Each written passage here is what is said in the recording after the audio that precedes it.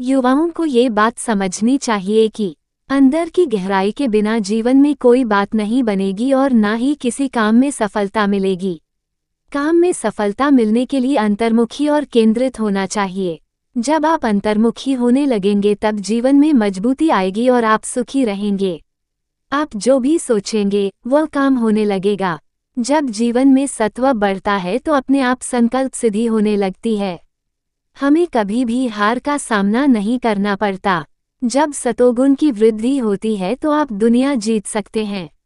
आप मुस्कुराते मुस्कुराते हर तरह की चुनौतियों को पार कर लेते हैं। जब हम अध्यात्म के द्वारा समष्टि चेतना के साथ जुड़ जाते हैं तभी काम में सफलता मिलती है। अध्यात्म हमारा मूल है। अध्यात्म से आत्मबल बढ़ता है। आपके भीतर स्थिरता, धैर्य, शौर्य, करुणा, दया आदि सभी सद्गुण हैं, पर उन्हें विकसित होने के लिए थोड़ा समय और एक अवसर चाहिए। वो समय और अवसर आपको ध्यान के अभ्यास से मिल सकता है। ध्यान से आपका मन शांत हो जाएगा और आप अपने भीतर ये सभी गुण विकसित होते हुए देखेंगे।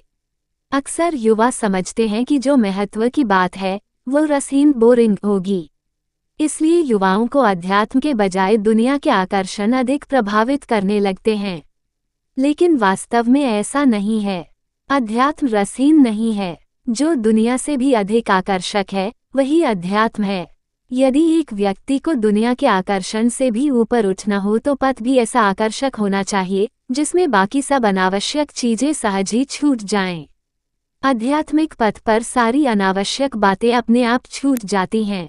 युवाओं के जीवन की दिशा काफी कुछ उनकी संगत पर निर्भर करती है। हमारा जीवन पानी जैसा है।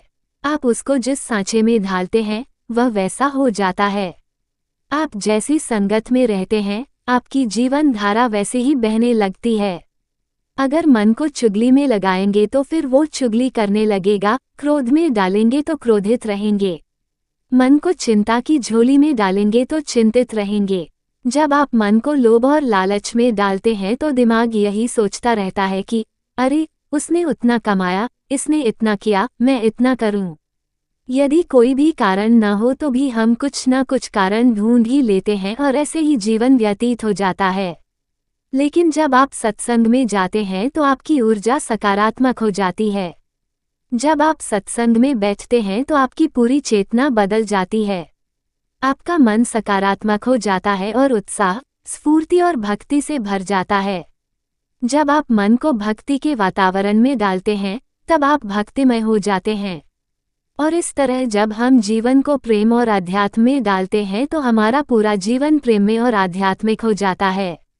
आज के युवा कुछ क्षणों के आनंद के लिए नशे की आदतों में फंस जाते हैं, लेकिन ऐसी आदतों से मिलने वाला सुख क्षणिक होता है। उसमें कोई आनंद नहीं रहता, बल्कि थोड़े समय बाद पछतावा, दुख और नीरसता आ जाती है। जीवन में हमारा पथ ऐसा नहीं होना चाहिए जिसमें नीरसता छाई हुई हो या कोई आनंद न हो। पथ का लक्ष्य और पथ दोनों ही आनंदमय होना चाहिए। जिसमें मस्ती हो, आनंद हो वही आध्यात्मिक पथ है। इसीलिए साधु, सन्यासी, महात्माओं के लिए एक प्रथा है कि उनके नाम के आखिर में आनंद जोड़ देते हैं। ऐसा इसलिए है कि वे सत्संग में ढल गए हैं और मस्त हो गए हैं।